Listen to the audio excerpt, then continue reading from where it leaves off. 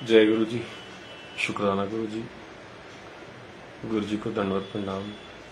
सारी संगत को चरण वंदना। जितनी भी संगत आज जुड़ी हुई है फेसबुक के माध्यम से, जिनको मालिक ने आज सत्संग बख्शा है, सत्संग सुनेंगे, अपने सवालों के जवाब लेंगे, अपनी आत्मा को पवित्र करेंगे, अपने आगे जाने का रास्ता खोजेंगे और बनाएंगे। बड़े ही प्रेम से मिलकर जितनी सारी साथ संगत बैठी है, चाहे वो जिस भी गुरु को मानती हो, उनको सामने विराजमान मानते हुए बड़े ही प्रेम से मिलकर बोलेंगे जय गुरु जी। शुक्राना गुरु जी। अनंतम शुक्राना गुरु जी। गुरु जी ने पिछली बार जो सत्संग करवाया वो कराया कि गुरु हमारी लाइफ में क्यों आते हैं, उनका क्या महत्व होता है, गुरु क्या करते हैं। आज उसी को आगे बढ़ाएंगे, क्योंकि गुरु की वंदना तो अथाह ज्ञान का समंदर है। ज्ञान के समंदर की गहराई आज तक कोई जान नहीं सका, वो कितना गहरा है, उसके अंदर कितनी खूबियां हैं, उसके अंदर कितने संसार बसे हैं, उसके अंदर कितने हीरे मोती जवाहरात हैं, उसकी कोई आज तक गहराई नहीं नाप सका। इसी तरीके से जितने मर्जी सारे 7 समंदर हैं इस पृथ्वी के अंदर, अगर उस 7 समंदरों को भी मिला दो और ब्रह्मांड के समंदरों को भी मिला दो, तब भी हम गुरु की उस तत्व, उसकी वंदना, उसकी गहराई को नहीं जान सकते। जितना गुरु स्वयं सामने वाले शिष्य को, अपने भगत को, अपने अंकल को, अपने भगत को, भक्तानियों को जितना उस गहराई में ले जाते हैं, वो उतना गहरा मोती निकाल के ले आता है, और वो भी उन्हीं की कृपा से होता है। ये हमारी अवस्थाएं होती हैं, कोई आगे कोई पीछे, कोई ऊपर कोई नीचे। ये क्लासेस होती हैं गुरु महाराज की, वो सबको उसी हिसाब से चलाते हैं, पर गलत कोई भी नहीं होता, सब सही होते हैं। क्योंकि जो 10 सेंटीमीटर की दूरी पे है वो 10 सेंटीमीटर का गैप बता सकता है, जो 1 किलोमीटर अंदर है वो 1 किलोमीटर का गैप बता सकता है, जो 100 किलोमीटर गुरु की गहराई में चला गया वो 100 किलोमीटर का भंडार बता सकता है आपको। तो इसलिए यह जान लो कि सही या गलत कोई नहीं होता। जिसको गुरु ने जो बख्शा है उसने वही बोलना है। जिसको जैसी मत दी है गुरु ने वो वैसा ही बोलेगा। तो कोई सही गलत नहीं है, सब अपनी जगह पे राइट है, सब अपनी जगह पे सही है। क्योंकि हर सिक्के के 2 पहलू होते हैं, कोई हेड देखता है, कोई टेल देखता है। इसी तरीके से जिसको जितना ज्ञान प्राप्त है, जिसको जितनी सोझी बख्शी है, वो उसी हिसाब से ही बोलेगा। वो उसी हिसाब से बोलेगा जिसको गुरु महाराज ने जितनी सोझी बख्शी हुई है।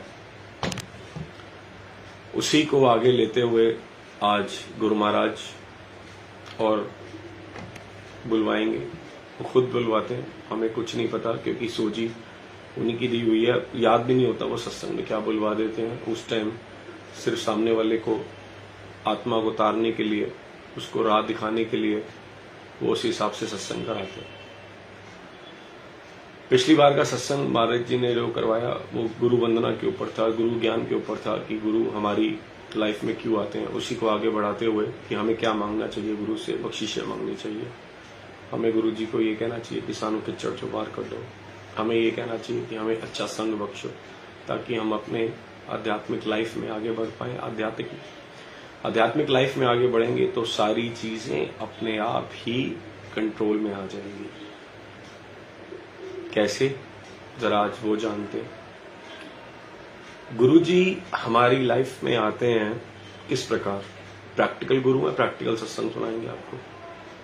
क्योंकि गुरु जी ने प्रवचन तो इतने दिए नहीं, उन्होंने सिर्फ इंस्ट्रक्शंस दी कि आप इसको फॉलो करो, ऐसे करो, और प्रैक्टिकल करके दिखाया। तो जो ये सत्संग सुना रहे हैं गुरु जी खुद आपको इस आत्मा के थ्रू, उन्होंने इस आत्मा के थ्रू, इस शरीर के थ्रू प्रैक्टिकल किया। गुरु जी हम संगत को कैसे खुद से जोड़ते हैं। हम खुद नहीं जुड़ते, वो चाहते हैं तो हम दरबार जाते हैं, वो चाहते हैं तो हम सत्संग में आते हैं, वो चाहते हैं तो हम बोल पाते हैं, वो चाहते हैं तो हम सब कुछ कर पाते हैं। रजा उनकी होती है। वो हमें कैसे जोड़ते हैं? वो जोड़ते हैं हमें तन, मन और धन से। बड़े ध्यान से सुनना, तन, मन और धन। तन मन तो हम जानते हैं, धन कौन सा? ये पैसों का धन नहीं, आध्यात्मिक धन है।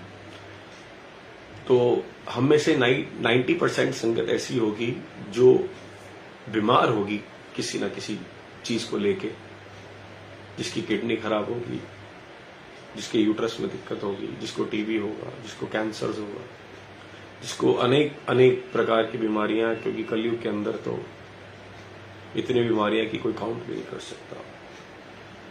जब हमने कहीं पे सुना कि यहाँ पे तन के रोग दूर होते हैं, यहाँ पे बीमारियां ठीक होती हैं सिर्फ और सिर्फ लंगर प्रसाद से, उनके चमत्कार से, उनको अमृत को ग्रहण करने से सारी बीमारियां ठीक होती हैं, हमने गुरु जी की कृपा से लंगर प्रसाद किया। किसी ने सत्संग में जाके किया, किसी ने बड़े मंदिर जाके किया। तो ये पैसेज सुना है। ऐसे ही जब इस दास को गुरु जी ने अपने चरणों से जोड़ा था, मुझे भी एक प्रॉब्लम थी जिसको कहते हैं IBS, इंटेस्टाइन बोल सिंड्रोम, जो कि US में ज्यादा पाई जाती है। तो हम में से 90% संगत जो है वो तन से रोगी थी, गुरु जी ने अपने साथ जोड़ा। कैसे? लंगर प्रसाद करके। मुझे भी एक बीमारी थी, गुरु जी ने अपने साथ जोड़ा। 1.5-2 साल मेरा खाना बिल्कुल बंद था। तो जब गुरु महाराज ने अपने साथ जोड़ा तो वही खिलाया जो मैंने 1.5-2 साल में कभी नहीं खाया था, जिसको कड़ी प्रसाद और हम छोले प्रसाद के रूप में गुरु जी ने दिया। उससे पहले समोसा प्रसाद और चाय प्रसाद आया, जो कि बिल्कुल बंद था। गुरु जी ने एक अंकल के थ्रू जुड़वाया, उसके बाद वो खिलाया। फिर उसके बाद कुछ ही समय में वो गुरु जी ने बड़े मंदिर बुलाया, और बड़े मंदिर जाने का भी टाइम होता है। उससे 2-3 साल पहले बड़े मंदिर एक बार लेके गए, पर उस टाइम आज्ञा नहीं होगी जुड़ने की, क्योंकि हमारे कार्मिक अकाउंट ऐसे होते हैं, जब तक वो क्लियर नहीं होते, जब तक हमारे पुनर्जन्म के अच्छे कर्म इकट्ठे नहीं होते, तब तक हमें गुरु नहीं मिलता। इससे ऊपर एक चीज होती है नदर, जिसके बारे में इस सत्संग तन मन धन के बाद आपको नदर के बारे में गुरु जी बताएंगे कि नदर गुरु की क्या क्या करती है। हम सुनते भी हैं सत्संग, लख खुशियां पातशाहियां सतगुरु नदर करे, नदर करे ता सिमरे आ जाए। कि गुरु की नदर कितनी बड़ी होती है, वो क्या क्या करती है, वो इसके बाद जानेंगे।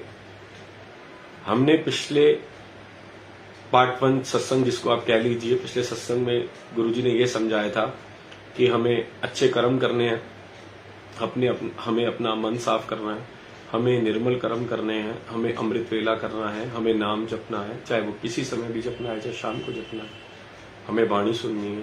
पर इन सब से ऊपर एक चीज होती है, वो होती है सतगुरु की नजर, जो कि महाकलयुग के अंदर हमारे महाशिव अवतारी गुरु जी करते हैं। तो सत्संग चल रहा था तन के ऊपर कि हम जुड़ते हैं तन से। गुरु जी ने तन से जोड़ा। हम बीमार थे, कई संगत ऐसी होगी जिन्होंने लंगर प्रसाद के थ्रू ठीक हुई, ऐसे ही गुरु जी ने इस दास को लंगर प्रसाद के थ्रू ठीक किया। उसके बाद सत्संग बख्शे, एक आंटी के थ्रू हमारे यहाँ आसपास एक सत्संग था, वहां जाना शुरू किया। पहले मन नहीं जुड़ता था, 10 मिनट या 15 मिनट से ऊपर नहीं बैठ पाते थे, क्योंकि आदत नहीं थी। बचपन से तो संतों के साथ जुड़े हुए थे, सत्संग में 6-8 घंटे बैठते थे, पर जैसे ही हम एक नई जगह पे जाते हैं, वहां हमें बहुत अजीब लगता है, क्योंकि हम उस जगह को अडॉप्ट नहीं कर पाते। हमें पहले आदत थी, हम जाते थे सत्संग में, तो ना वहां पे लंगर भोग डलने से पहले ना वहां चाय मिलती थी, ना पानी मिलता था। चाहे हम 4 घंटे बैठे, हम 6 घंटे बैठे, हम बाहर जाके पानी पी सकते थे, पर उस जगह पे पानी लाना भी अलाउ नहीं था। तो नए जगह को अडॉप्ट करने में टाइम लगता है। तो गुरुजी ने जोड़ा, देखा कि एंट्री पे जैसे ही बैठे जल प्रसाद आया, जल प्रसाद के बाद चाय प्रसाद, समोसा प्रसाद आया, उसके बाद फिर एकदम, क्योंकि 15-20 मिनट के लिए जाते थे, तो फिर लंगर प्रसाद आया। पहले गुरुजी ने तन को ठीक किया, उसके बाद मन को जोड़ना शुरू किया। मन को कैसे? गुरु चरणों से सत्संग में बिठा के उन्होंने फिर मन को जोड़ा अपने साथ। कैसे जोड़ा? 10 मिनट बिठाया, 15 मिनट बिठाया, 1 घंटा बिठाया, 2 घंटे बिठाए। आज सत्संग में बहुत सारे सत्संग निकलेंगे क्योंकि ये सारी चीजें ये लाइफ ब्लेस की हुई है। फिर स्टेप बाय स्टेप आपको शॉर्ट में गुरुजी सुनाएंगे कि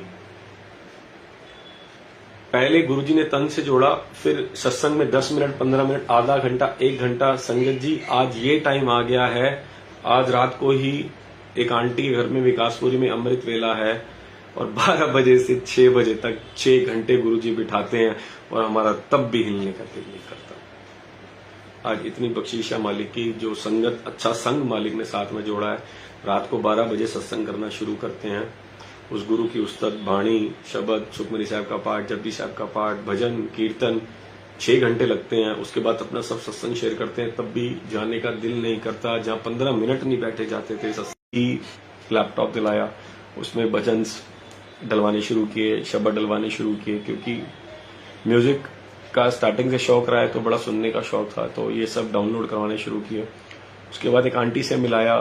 फिर घर में जब सत्संग होते थे तो इसका एक प्लेटफॉर्म देखा कि सत्संग कैसे किए जाते हैं, सत्संग में क्या क्या चलाया जाता है। और आज ऐसी स्टेज मालिक ने बख्श दी है संगत जी, प्लेलिस्ट की सेवा गुरुजी करवाते हैं और कोई प्लेलिस्ट नहीं बनवाते। आप हैरान हो जाएंगे।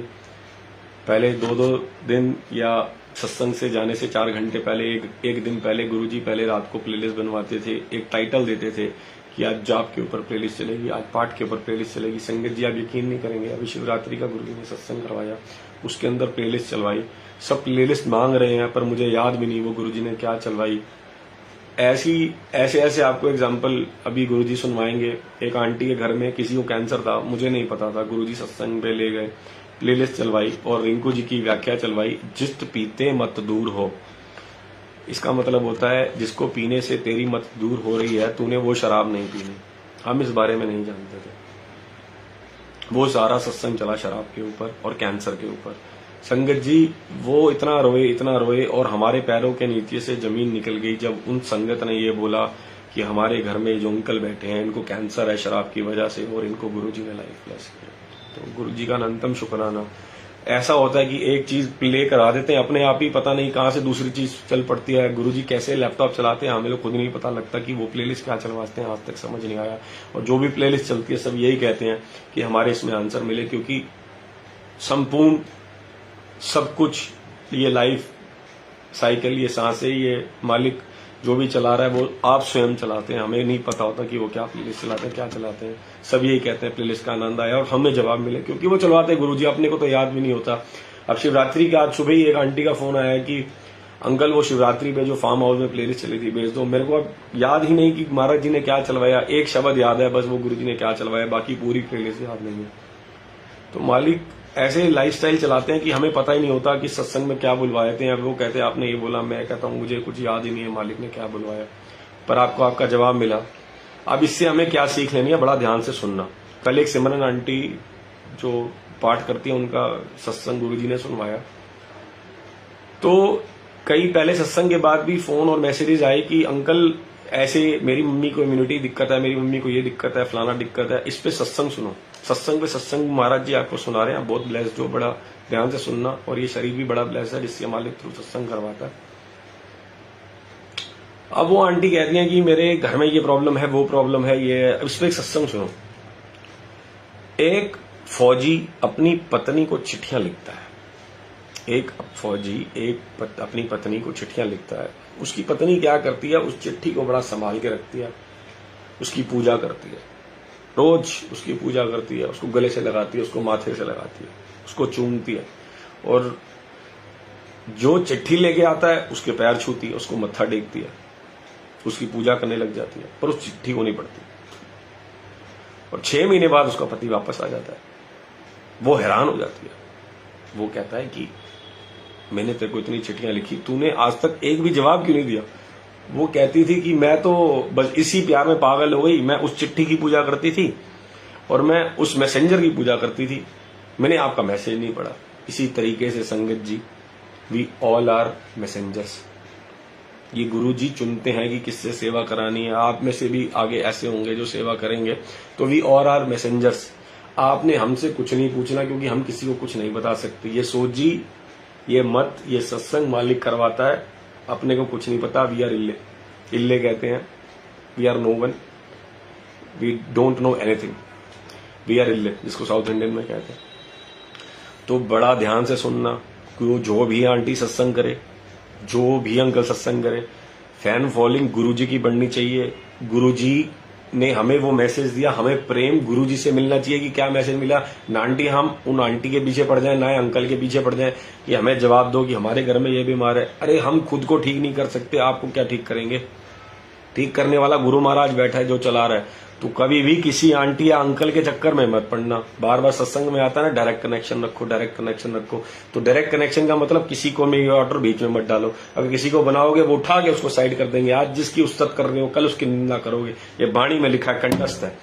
जिसकी भी गुरु के अलावा अगर उस्तत करी, कल उसकी निंदा करनी पड़ जाएगी। इसीलिए हम लोग जो सत्संग जिनसे गुरुजी करवाते हैं, उनकी उस्तत करने की कोई जरूरत नहीं है। उसके थ्रू जो आपको मैसेजेस मिल रहा है, आप उसको पढ़ने की कोशिश करा करो, उसको अपनी लाइफ में इंप्लीमेंट करने की कोशिश करा करो। अगर वो लेडी चिट्ठियों को पढ़ती तो उसको प्रेम आता, वो अपने पति की फीलिंग को समझ पाती, पर उसने उनकी पूजा करी जो मैसेंजर उनको देने आते थे। इसीलिए आपको जो मैसेजेस मिल रहे हैं, आप उसको अपनी लाइफ में डालो, ना कि मैसेंजर्स को। तो कोई भी आंटी अंकल हो, they are nothing without Guruji. Only Guruji is there to teach everyone. तो गुरुजी ही सबको पढ़ाते हैं। कभी भी इन चक्करों में मत पड़ना, ठीक है? जो गुरुजी कराएं उसी तरीके से आपने चलना है। अब ये मैसेज जो गुरुजी ने दिलवाए, आप उस पे चलेंगे, ठीक है? जय गुरुजी। अब सत्संग चल रहा था तन के ऊपर, गुरुजी ने तन से जोड़ा, फिर मन से जोड़ा, मन से जोड़ा, मन ऐसा जुड़ना शुरू हुआ, संगत जी ऐसा जुड़ना शुरू हुआ कि आज मालिक की उस्तत होती है। हमारे घर वाले, हमारे आस पड़ोस वाले परेशान हो जाते हैं कि भाई साहब ये सत्संग खत्म नहीं कर रहे, और ऐसा संग बख्श दिया है जिसमें सारे पूरा दिन बैठे रहे और गुरु की उस्तत करते रहे तो वो खत्म नहीं होता। इतना प्रेम मालिक ने बख्श दिया। तो पहले किससे जोड़ा? तन से। दूसरा किससे जोड़ा? मन से। अब क्या गुरुजी ने इकट्ठा किया? पहले हमारे तन को ठीक किया, फिर हमारे मन को जोड़ा, मन को ठीक किया। जो मन भटकता था जेलेसी में, अब जेलेसी के ऊपर सत्संग सुनो। जेलेसी एक ऐसी चीज है, ऐसी चीज है, ऐसी चीज है, माचिस की तीली जलाई, जलेगा कौन? खुद माचिस की तीली, और जल के राख हो जाएगी। ऐसे ही जेलेसी होती है, जो कि जिसके थ्रू हम निंदा करते हैं, जिसके थ्रू हम लोगों की बुराई करते हैं। वो क्या चीज है? वो है जेलेसी। अगर जेलेसी नहीं होगी तो हम निंदा नहीं करेंगे। और उसका मुख्य कारण क्या है? मैं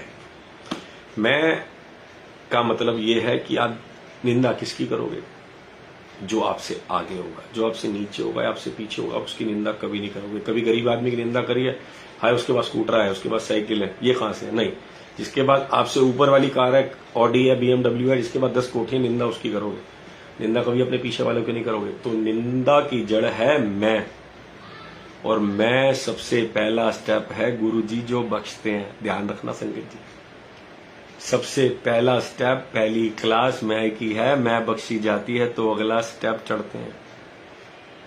बड़े ध्यान से सुनना। अगर आपकी मैं बख्शी गई है, अगर आप बोलते हो कि मैंने सत्संग कराए, मैं प्लेलिस्ट चला रहा हूं, मैं ग्रुप चला रहा हूं, मेरे से संगत जुड़ी हुई है, इसका मतलब आपका अभी एडमिशन नहीं हुआ है।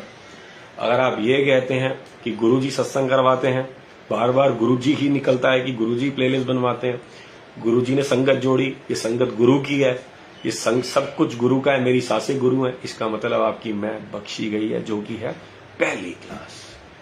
और मैं बख्शी जाएगी तो विनम्रता आएगी। ध्यान रखना। सत्संग में जा रहे हो, 10 साल हो गया, 20 साल हो गया, जितने मर्जी जुड़े हो, अभी भी बोलते हो कि मेरे से ऊपर कोई नहीं है, एडमिशन नहीं हुआ, एडमिशन नहीं हुआ। आपका अगर बेस ठीक नहीं है ना, आप बिल्डिंग नहीं खड़ी कर सकते। अगर आपका बिल्डिंग, आप सोचो कि बेस ही नहीं है और बिल्डिंग बना रहे हो, वो आपकी मैं की बिल्डिंग है, और एक ना एक दिन गिर जाएगी, फिर नीचे से शुरू होगी, फिर मैं की क्लास पहले बख्शी जाएगी, उसके बाद जाके स्टेप्स बनेंगे। बात समझ आई संगत जी? कहने का मतलब है, अगर आप अभी भी कहते हो अरे मेरे जैसा सत्संग किसी ने नहीं किया, मेरे जैसी कोई सेवा नहीं करता, मैं 10 साल से जुड़ा हूं बड़े मंदिर से, 8 साल से जुड़ा हूं, 2 साल से जुड़ा हूं, अभी भी मैं की क्लास नहीं बख्शी गई, बिल्कुल भी नहीं बख्शी गई। जिसकी मैं बख्शी होती है ना, वो संगत जी कभी भी आगे खुद आएगा ही नहीं, वो चुप रहेगा, शांत रहेगा, क्योंकि उसको पता है मुझे गुरु लेके जा रहा है, मुझे गुरु चला रहा है, मैं तो कुछ कर ही नहीं सकता क्योंकि मैं बख्शी जा चुकी है। और जिसका पीछे पहाड़ खड़ा हुआ है अहंकार का, समझो कि मैं नहीं बख्शी हुई, अभी वो नीचे गिरेगा, फिर उसकी मैं की क्लास शुरू होगी। तो पहली क्लास गुरु की है नम्रता की क्लास, पहली क्लास गुरु की है मैं की क्लास, जो कि खत्म की जाती है। अभी भी कहते हैं मैं आज 10 सेवा करके आया हूं, एक महीने में मैं 40 सेवा करता हूं, मैं जोड़ा घर की सेवा करता हूं, मैं जल प्रसाद की सेवा करता हूं, मेरे पास बहुत चोले हैं, अभी भी आपकी नम्रता नहीं आई, आप बोलोगे ही नहीं अपनी खासियत। वाणी में लिखा है, और कई जो संत ज्ञानी है ना, संत ज्ञानी जिन्होंने वेदों, एक वेद पढ़ना भी बहुत बड़ी बात होती है, जिन्होंने 4 वेद पढ़े, जिन्होंने श्री गुरु ग्रंथ साहब जी के ऊपर पीएचडी करी, मस्कीन जी और भी बहुत सारे, भाई वीर सिंह जी, बहुत सारे हैं ऐसे महापुरुष, वो भी पता क्या कहते हैं ये सब पढ़ने के बाद, नेति नेति नेति। इसका मतलब क्या होता है कि मैनू कुछ नहीं पता, कुछ नहीं पता, कुछ नहीं पता, और मैं थोड़ा सा काम करके, थोड़ी सी सेवा करके इतनी बड़ी मैं पैदा कर लेता हूं। जिसने 4 युग पढ़े, 4 वेद पढ़े, जिसने शास्त्र पढ़े, उन्होंने भी ये लिख दिया लास्ट में कि नेति नेति नेति। इसका मतलब क्या कि उनकी मैं बख्शी गई। इतना ज्ञान पढ़ने के बावजूद भी ये कहते हैं कि मैं इसका अनुवाद, मैं इसका ट्रांसलेशन, मैं इसका अर्थ तो कर सकता हूं, भावार्थ नहीं कर सकता। तो इसका मतलब जिसको इतना ज्ञान है, जिसको अथाह ज्ञान मालिक ने बख्शा, वो खुद कहता है नेति। उसके बाद हम थोड़ा सा काम करके, थोड़ी सी सेवा करके, थोड़ा सा दान पुण्य करके इतना बड़ा अहंकार में हो जाते हैं, 10 लोगों को सुनाते हैं, वो अभी भी मैं की क्लास नहीं बख्शी। बात हो रही थी धन की, तन, मन और धन। धन क्या होता है? धन होता है हमारा कार्मिक अकाउंट, जिसे हम कहते हैं पुनर्जन्मों का खाता। गुरुजी ने पहले तन से जोड़ा, हमें ब्लेस किया, फिर मन से जोड़ा, फिर हमें आध्यात्मिक धन दिया। अब वो आध्यात्मिक धन कैसे दिया? सत्संग सुनना, सत्संग करना, वाणी सुनना, पाठ करना, नाम जपना, नाम जपाना, संगत को जोड़ना, ये सब आध्यात्मिक कलेक्टिव कार्मिक अकाउंट्स में आता है। आप जितनी भी संगत को साथ जोड़ते हो, जितना भी सत्संग करते हो, इससे आपका आध्यात्मिक धन इकट्ठा होता है। इसको बड़े संभाल के रखना, क्योंकि हम लोगों की आदत है, अगर संसारिक धन मिला, समझ लो कि आज आपने आपका गाड़ी बेचने का काम है, आपका रेस्टोरेंट का काम, आप प्रॉपर्टी डीलर हो, एक दिन आपने 1 लाख रुपए कमाए, आप कभी शोर मचाओगे कि मैंने 1 लाख रुपए कमाए हैं? आज फेसबुक पे डालोगे, आप कभी यूट्यूब पे डालोगे, व्हाट्सएप पे डालोगे कि I have one 1 lakh rupees today? कभी डालोगे? कभी नहीं डालोगे। तो ऐसे ही जब आध्यात्मिक धन इकट्ठा होता है ना, तो वो इंसान ऊपर नहीं, जमीन के नीचे हो जाता है, जिसको हम डाउन टू अर्थ कहते हैं। तो धन को संभालना बहुत जरूरी है। अगर दान देके 3 लोगों को सुना दो ना कि ये दान मैंने किया, ये दान मैंने किया, ये दान मैंने किया, उस दान का फल खत्म।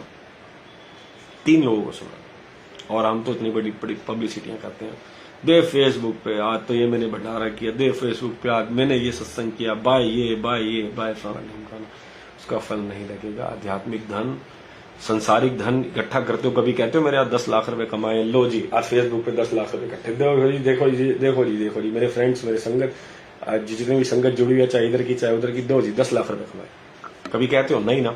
ऐसे ही आध्यात्मिक धन इकट्ठा करो और शांत हो जाओ। नेकी कर कुएं में डाल, भरी करेगा दीनदयाल। बात समझ गए? आध्यात्मिक धन इकट्ठा करो और शांत हो जाओ, भूल जाओ। एक कहते हैं ना कि एक हाथ से दान दो, दूसरे को नहीं पता चलना चाहिए। आध्यात्मिक धन इकट्ठे करो और शांत हो जाओ, भूल जाओ, आगे चलो। उसमें मैं नहीं आएगी। और मैं कौन बख्शता है? कोई इंसान अपनी मर्जी से मैं नहीं बख्श सकता। वो बख्शता है तो सिर्फ और सिर्फ गुरु, सिर्फ और सिर्फ गुरु बख्शता है। सत्संग सिर्फ गुरु बख्शता है। एक व्याख्या थी, मैं आपको इस बारे में गुरुजी सुनाएंगे। रिंकू जी की व्याख्या थी, कम से कम उसको 50 बार सुना होगा, प्लेलिस्ट के अंदर 50 बार, कम से कम 50 बार। आप संगत जी यकीन करो, रटी हुई थी व्याख्या, पर एक संगत का मैसेज आता है कि गुरु जी का हुक्म है कि अंकल आप ये दोबारा सुनो। मेरे मन में आया, यार ये तो मैंने पहले ही 50 बार सुनी हुई है और मैं 51 बार सुनूं, और गुरु का हुक्म है मानना था। संगत जी आप यकीन नहीं करेंगे, वो 50 बार मुझे व्याख्या मैंने सुनी, अंदर नहीं घुसी। जब मैंने वो 91वीं बार गुरु के हुक्म से सुनी तो वो अंदर भी गई, उसका अर्थ की जगह भावार्थ समझ आया, उसको लाइफ में गुरु जी ने इम्प्लीमेंट कराया। क्यों? क्योंकि गुरु जी की तब बख्शीश हुई, कृपा हुई। अगर गुरु चाहेगा तो समझ आएगी, अगर गुरु नहीं चाहेगा तो वाणी भी समझ नहीं आएगी, सत्संग भी समझ नहीं आएगा। तब यही दिखेगा ये क्या हो रहा है। इसलिए हम लोग नाचने पे जोर देते हैं, सत्संग पे जोर नहीं देते। सत्संग पे जाके कि फिल्मी गाने चला लो। आप एक बात बताओ, आपने चलो फिल्मी गाने चलते हैं, सब कुछ चलते हैं, वो बड़े बड़े फंक्शन में चलते थे। हमने हर बार का सीन बना लिया, आज हमारे घर में सत्संग है, गुरु जी आए तो फिल्मी गाने चलाओ। अरे आप घर जाओ तो वाणी याद करके जाओ, गुरु जी का क्या मैसेज है क्या याद करके जाओ। नाचना अच्छी बात है, कोई बुरी बात नहीं है। अब यो हनी सिंह पे नाचोगे तो घर पे तो हनी सिंह याद आएगा ना, या लखविंदर जी की बाणी थी, या प्रीतपाल सिंह जी की बाणी थी, या रिंकू जी की बाणी थी, या चमनलाल जी की बाणी थी, वो तो याद नहीं आएगी। आखिर में जाते हुए क्या कर गए? उस गाने को घर लेके गए। नहीं, आप जो बाणी सुन रहे हो, जो सत्संग सुन रहे हो, उसको अपनी लाइफ में इम्प्लीमेंट करोगे। चेंज गाने नहीं करेंगे, चेंज बाणी करेंगे। अब इनसे ऊपर जो पिछली बार सत्संग कराया, बख्शीश, इनसे ऊपर एक चीज है, वो क्या? बड़े ध्यान से सुनना। लख खुशियां पातशाइयां जे सतगुरु नदर। दुनिया में सबसे बड़ी एक चीज है, वो है गुरु, और गुरु की सबसे एक नियामत है, वो है उसकी नजर। अगर उसकी संगत जी नजर हो जाए ना, अगर उसकी नजर हो जाए, हमारे 84 लाख योनियां, हमारे कितने भी गंदे से गंदे कर्म, हमारा अमृत वेला, हमारा पाठ, जितना मर्जी किया और सब कुछ किया, अगर उसकी नजर हो गई, वो हमारी लाइन सीधी कर देगा। सबसे ऊपर होती है नजर, सबसे ऊपर। गुरु की नजर से ऊपर कुछ नहीं है। जिसके ऊपर नजर हो गई, क्यों कहते हैं कि नजर करे ता सिमरिया जाए, लख खुशियां पातशाइयां जे सतगुरु नजर करे। किस लिए कहते हैं? अगर उसकी नजर मेहर की तेरे पे हो गई ना, इतनी रहमतें मिलेंगी, इतनी रहमतें मिलेंगी। हम अमृत वेला किस लिए करते हैं? हम नाम किस लिए जपते हैं? हम वाणी किस लिए सुनते हैं? बड़े ध्यान से सुनना। 7 चक्र होते हैं हमारे शरीर के अंदर, 7 चक्र। ये हमारे चक्र खुलना शुरू होते हैं, 1 2 3 4 5 6 7 नीचे नीचे चक्र होते हैं। सारे हमारी बॉडी में 7 चक्र होते हैं। हम वाणी किस लिए पढ़ते हैं? हमारे चक्रास खुले, हमारा त्रिनेत्र खुले। त्रिनेत्र खुलने का मतलब उसको कहते हैं हमारे अंदर अनदनाद शुरू हो जाए। हम नाम इसलिए जपते हैं कि एक बिना हम बात आपसे कर रहे हैं, सत्संग आपके साथ शेयर कर रहे हैं, पर अंदर नाम चल रहा है। वाहिगुरु सिमरन, राम का सिमरन, जो भी सिमरन हम नाम जपते हैं वो चल रहा है। हमारे अंदर अनदनाद शुरू हो जाए, हम इसलिए वो सिमरन को करते हैं। और उसके बाद हम जो सिमर के ऊपर उठ जाता है, उसको हम कहते हैं ब्रह्म ज्ञानी। ब्रह्म ज्ञानी सुखमनी साहब में लिखा है ना, ब्रह्म ज्ञानी की सारी विशेषताएं लिखी हुई है सुखमनी साहब के अंदर। हम पढ़ते हैं ना, ब्रह्म ज्ञानी को, ब्रह्म ज्ञानी को, ब्रह्म ज्ञानी को, ब्रह्म ज्ञानी को, सारी विशेषताएं लिखी हुई है ब्रह्म ज्ञानी की। अब ब्रह्म ज्ञानी भी हम नाम जप के बन जाते हैं, सत्संग में जाके सब कुछ पाठ पूजा करके हम ब्रह्म ज्ञानी बनते हैं। इससे ऊपर एक चीज है, वो है गुरु की नजर। अगर गुरु की नजर पड़ गई तो आपके 7 चक्र, आपका त्रिनेत्र, जहां पे हमारी आत्मा रहती है, आपका त्रिनेत्र, आप ब्रह्म ज्ञानी, आपकी अनदनाद शुरू हो जाएगी जब उसकी नजर हो जाएगी। बात समझ आई? उसकी नजर से ऊपर कुछ भी नहीं है, कुछ भी नहीं है, कुछ भी नहीं है। गुरु की नजर जिस दिन हो गई ना संगत जी, गुरु की नजर जिस दिन हो गई ना, उस दिन आपका कल्याण ही कल्याण है। उस दिन आपका कल्याण ही कल्याण है। जिस दिन उनकी नजर आप पे हो गई। और हम सत्संग में किस लिए जाते हैं? सिर्फ और सिर्फ उसकी नजर पाने के लिए कि गुरुजी हमारे पे नजर कर दो, गुरुजी हमारे पे नजर कर दो। सिर्फ हम इसलिए जाते हैं। गुरु के क्यों हम सामने फेस पे कहते हैं कि गुरुजी मैं मत्था टेक रहा हूं आपके चरणों में, कि एक दिन जब नजर हो जाएगी ना, इन सब चीजों से गुरु ऊपर उठा देगा। लग खुशियां पातशाहियां जो सतगुरु नजर करे। जब वो अपनी मौज में, अपनी लीला में, अपनी कृपा में आते हैं ना, तो वो रंक को राजा बना देते हैं। रंक से राजा बना देते हैं गुरु जी, सिर्फ और सिर्फ उनकी अगर नजर हो जाए। तो आज इतना ही लेंगे सत्संग।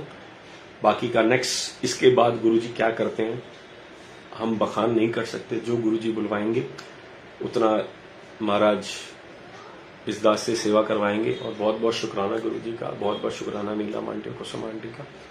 और आज पता लग गया कि गुरु पहले हमें क्या मांगना चाहिए, बख्शीश, अच्छा संग और सानू इसके चक्र बाहर कर लो। उसके बाद गुरु की जिस दिन नजर हो जाएगी, हमें सारा ब्रह्म ज्ञान, सारी दुनिया का ज्ञान, हमारे चक्रास खुल जाएंगे।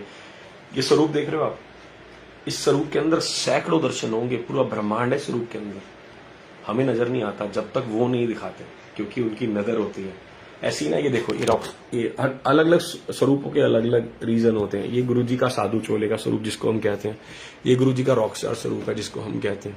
ऐसे ही गुरुजी के और स्वरूप है। ये अपने आप ही प्रकट हुआ था गुरुजी का। ये गुरुजी कमरे में गए और ये अपने आप ही ऊपर से प्रकट हुआ था, सचखंड से डाल के गुरुजी आ गए थे। अगर आप इस साइड देखेंगे, अगर आपकी अवस्था जैसी गुरुजी ऊपर करेंगे तो इस साइड पे सारी गुरुजी, यहाँ पे शमशान घाट आपको नजर आएगी और इस साइड पे आपको 10 पातशाहियां नजर आएंगी। यहाँ पे आपको हनुमान जी नजर आएंगे। तो ये सब गुरु नजर करता है। जब जैसे जैसे गुरु नजर करता है, हमारी अवस्था ऊपर होती है और हमें दर्शन होने शुरू हो जाते हैं।